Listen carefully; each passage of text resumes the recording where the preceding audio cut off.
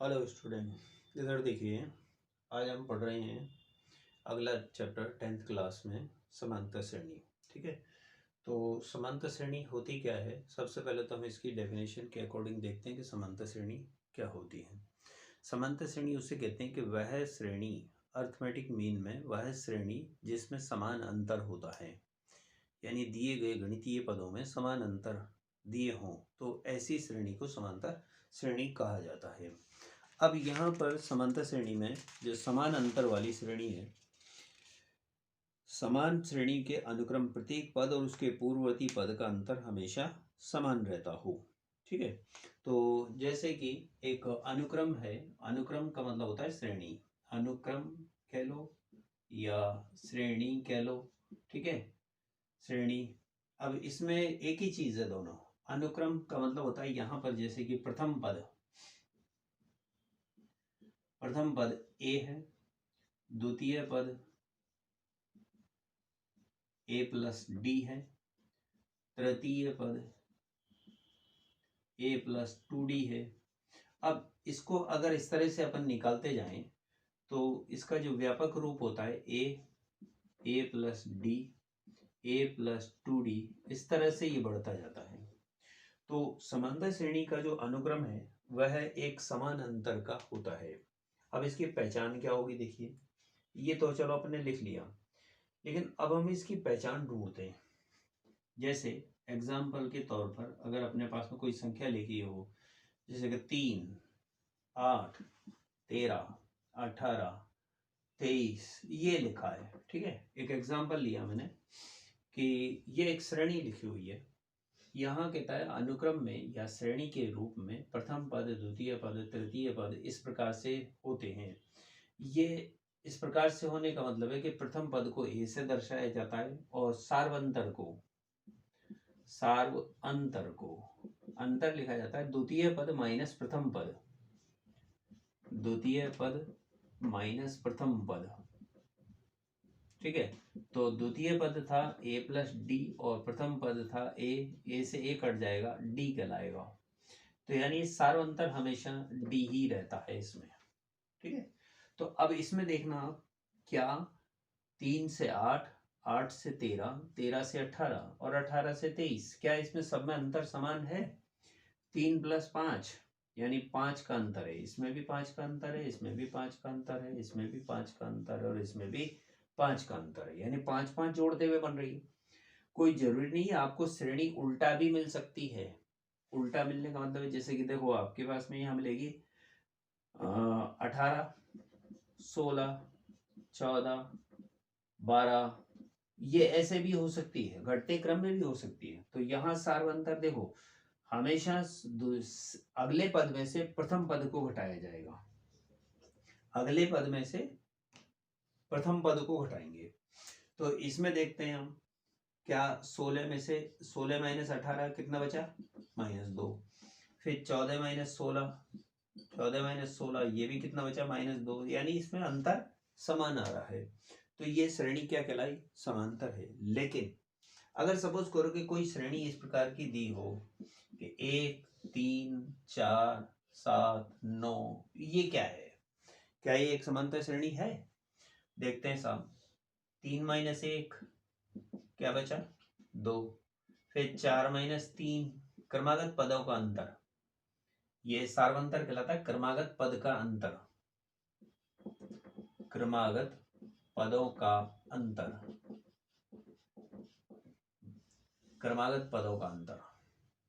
ये 1 आया, 7 में से 4 गया, 3 बचा, तो ये समान नहीं है, समान नहीं है।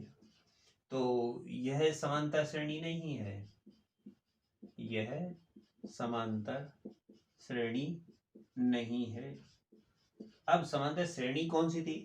ये वाली। ये दो समांतर श्रेणियां हैं, पर वो समांतर श्रेणी नहीं आई। तो हमारे को यहाँ ये पहचान करनी थी कि कौन समांतर श्रेणी है और कौन नहीं है। आपको जो एक्सरसाइज में जो बुक में देगा, तो यहाँ सबसे पहले आपको यही पहचानना पड़ेगा कि अगले पद में से पहला पद घटाओ कम से कम 2 बार।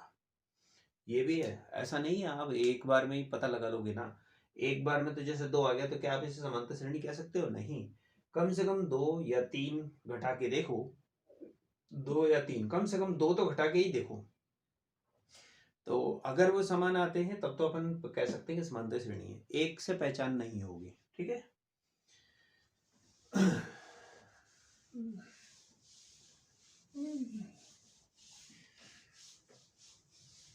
तो जो आपकी बुक के अंदर जो क्वेश्चन दिए हैं उसके अकॉर्डिंग बताता हूँ कि आपको एक जो पहला प्रश्न है 5.1 एक्सरसाइज में, एक्सरसाइज 5.1 है ना, इसमें जो क्वेश्चन नंबर 1 है इसमें लिखा है इसने क्वेश्चन कि निम्न श्रेणी में प्रथम पद और सारवंतर ज्ञात करो।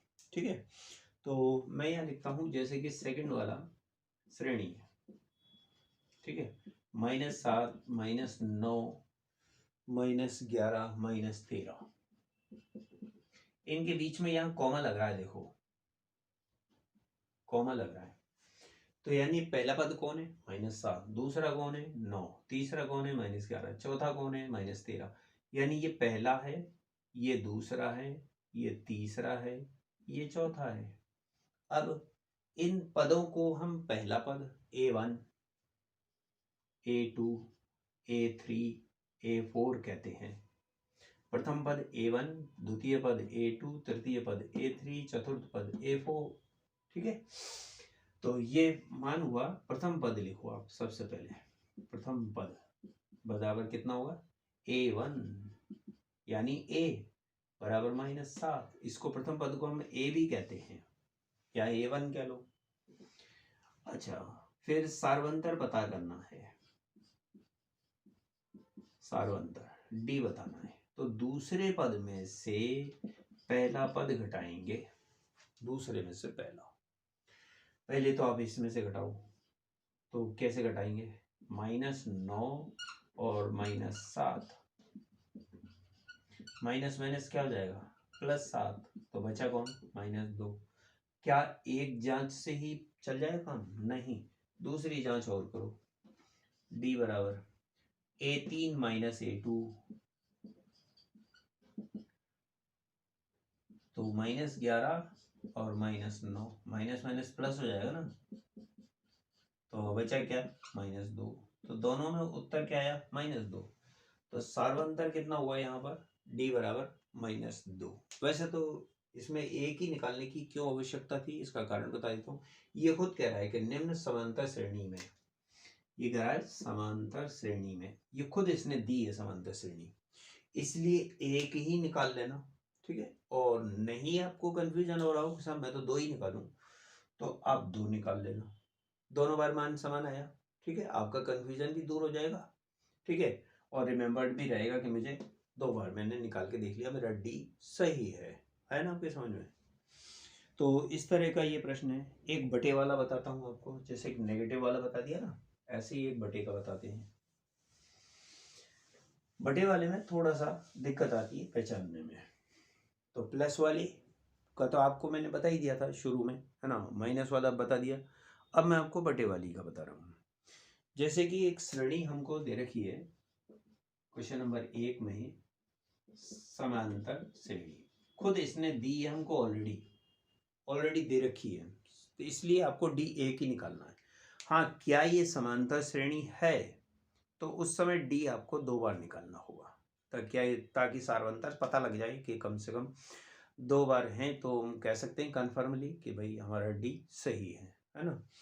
तो यहाँ बटे के इसमें 3/2, 1/2, -1/2 और -3/2, ये आपको एक श्रेणी दे रखी है, डैश डैश डैश। ठीक है। अब इस श्रेणी में क्या होता है कि प्रथम पद पता लगाओ हल में।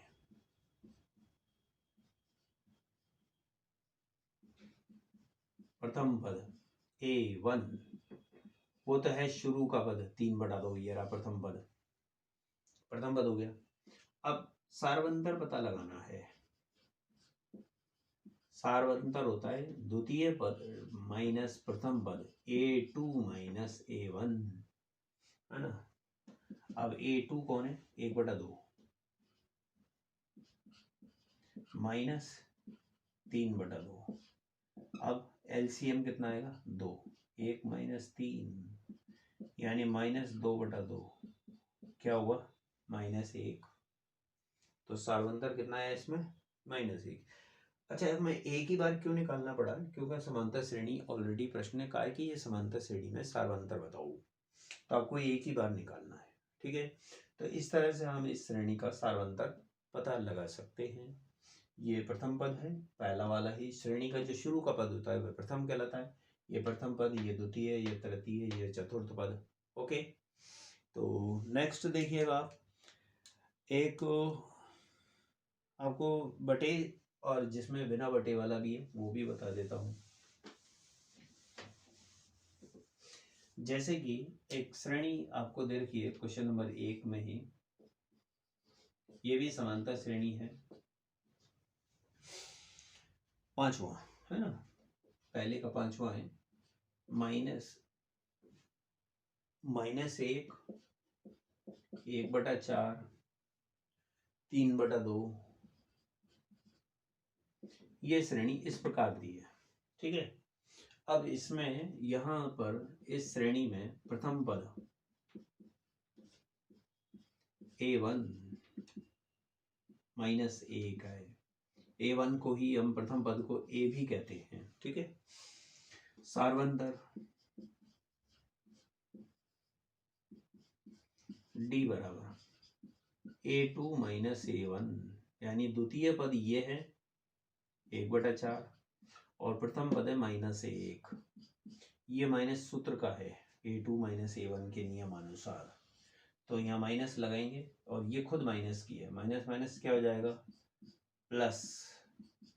अब 1/4 + 1, 4 एलसीएम लो, 1 + 4 कितना हो गया ये 5/4। तो सार्वंतर कितना आया इसमें 5/4 का। तो डी का मान 5/4 है, ए का मान -1 है आपके समझ में। तो ये इस तरह से आपको निकालने होंगे।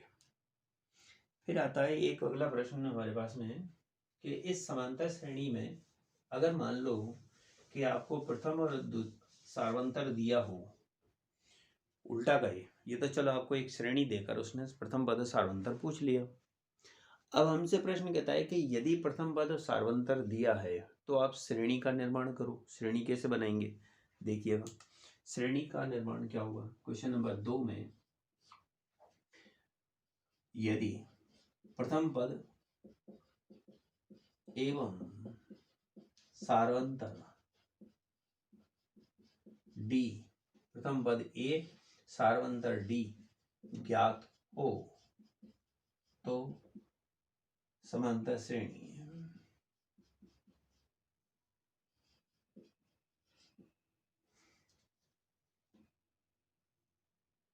क्या होगी, ए + D, A + 2D, A + 3D, इस तरह से बढ़ती जाती है। ठीक है, तो ये इस क्रम में बढ़ती है और ये कहलाता है श्रेणी का व्यापक पद। इसे कहते हैं हम श्रेणी का व्यापक पद। यहाँ लिख लेंगे हम श्रेणी का व्यापक पद, व्यापक पद यानी व्यापक रूप, ये व्यापक रूप भी कहलाता है और इसे अपन श्रेणी का व्यापक पद भी बोलते हैं। इसे व्यापक रूप ही लिख लो तो अच्छा है ना। अब देखो आपको एक एग्जांपल देखते हैं इसके अकॉर्डिंगली, है ना। तो यदि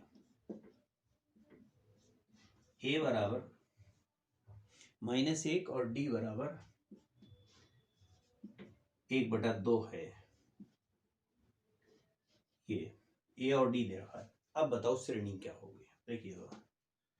तो प्रथम पद श्रेणी बतानी है ना, तो सबसे पहले तो प्रथम पद पता लगाओ।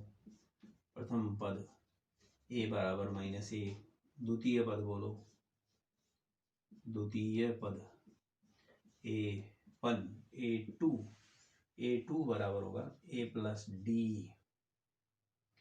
ये तो A हुआ, A बराबर -1 और A + D यानी -1 + 1/2। तो इसको अब अगर सरल करते हैं ना तो -2 + 1, -1 में से 1/2 कम करेंगे तो -1/2 बन जाएगा। ये द्वितीय पद आ गया। तृतीय पद a3 a + 2d, यानी a का मान -1 है ना, और d की जगह पर अपन लिखेंगे 1/2। तो ये 2 से 2 कट जाएगा, तो -1 + 1 शेष क्या रहा, 0। चतुर्थ पद, कम से कम 4 पद लिखोगे तो श्रेणी आसानी से पहचानने में आएगी। a4 a + 3d, यानी -1 + 3 गुणा 1/2, तो ये क्या कहलाया, 3/2। तो जोड़िए 2 LCM, -2 + 3 यानी 1/2। अब हमने चारों मान निकाल लिए, पहला मान, दूसरा मान, तीसरा मान, चौथा मान। अतः यहाँ लिखना श्रेणी, ठीक है, -1, -1/2, 0, 1/2, इस तरह से ये बढ़ जाएगी। तो श्रेणी ये बनी, क्या बनी, -1, ठीक है, और -1/2, 0, 1/2 और आगे तक इस प्रकार हम बढ़ाते जाएंगे। तो ये श्रेणी का निर्माण कहलाया। वहां तो क्या था, श्रेणी से हमको प्रथम पद सार्वंतर पूछा था, और यहाँ कह रहा है प्रथम पद सार्वंतर दिया है तो श्रेणी कैसे बनाएंगे। श्रेणी बनाने के लिए आपको देखो पहला पद भी लिखना पड़ेगा, दूसरा भी ज्ञात करना पड़ेगा, दूसरा यही होता है, तीसरा ये होता है ना, और चौथा ये होता है। तो इसमें अपनो डी का मान ही रखना है और डी का मान जोड़ना है पहले पद के साथ में। तो ये जोड़ कर आ गया, अपने परिणाम निकाल लिए इनके चारों को इस तरह से कॉमा लगाते हुए लिख देंगे। तो ये कहलाएगी हमारी वास्तविक समांतर श्रेणी, जो ए और डी दिए हैं उनसे निर्मित। ठीक है, एक और बता देता हूं आपको।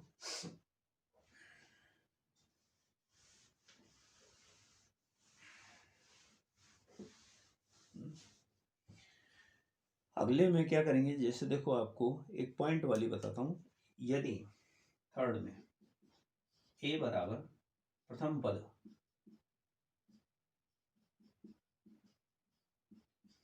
ए बराबर 0.6 और सार्वंतर डी बराबर 1.1 ये दिया है। ठीक है, अब यहां पर देखना कि प्रथम पद तो क्या हुआ, हल में ज्यादा सोचने की जरूरत नहीं, सिंपल है। प्रथम पद तो आपको जो दे रखा है ना वही होगा। प्रथम पद A1 ए कहलाया, यानी 0.6। द्वितीय पद क्या होगा, A2 A + D कहलाता है, ये होता है द्वितीय पद। अब इसमें ए का मान तो 0.6 है, डी का मान 1.1 है, दोनों को जोड़ेंगे तो 0.6 और 0.1 जुड़ेगा तो 1.7 हो जाएगा ये। ठीक है, पॉइंट से पॉइंट की संख्या जुड़ जाएगी। ऐसे 0.6 में 1.1 का ही जोड़ करना है, 6 और 1 7, पॉइंट्स के नीचे पॉइंट और 1। तृतीय पद A3 A + 2D अब इसका क्या करेंगे, 0.6 2 × 1.1 2 × 1.1, पहले इसको गुणा करेंगे परंतु हम, ठीक है, 0.6 और 2.2। अब देखो 0.6 में 2.2 जोड़ेंगे तो 2.8, तो ये मान कितना आया, 2.8। ठीक है, तो इस तरह से हमारे पास में एक श्रेणी आई 0.6 1.7 2.8। तो यहाँ लिखना श्रेणी समांतर श्रेणी क्या बनी, 0.6 1.7 2.8। ठीक है ना, तो ये हमारी श्रेणी बन जाती है, और चाहो तो और निकाल दो। ठीक है ना, तो ये इस तरह से आंसर आ जाता है समांतर श्रेणी का, 0.6 1.7 2.8 और 3.9 आएगा अगला मान। ठीक है ना, तो इस तरह से आप इन क्वेश्चनों को करने की कोशिश करना, कितना आप कर सकते हैं।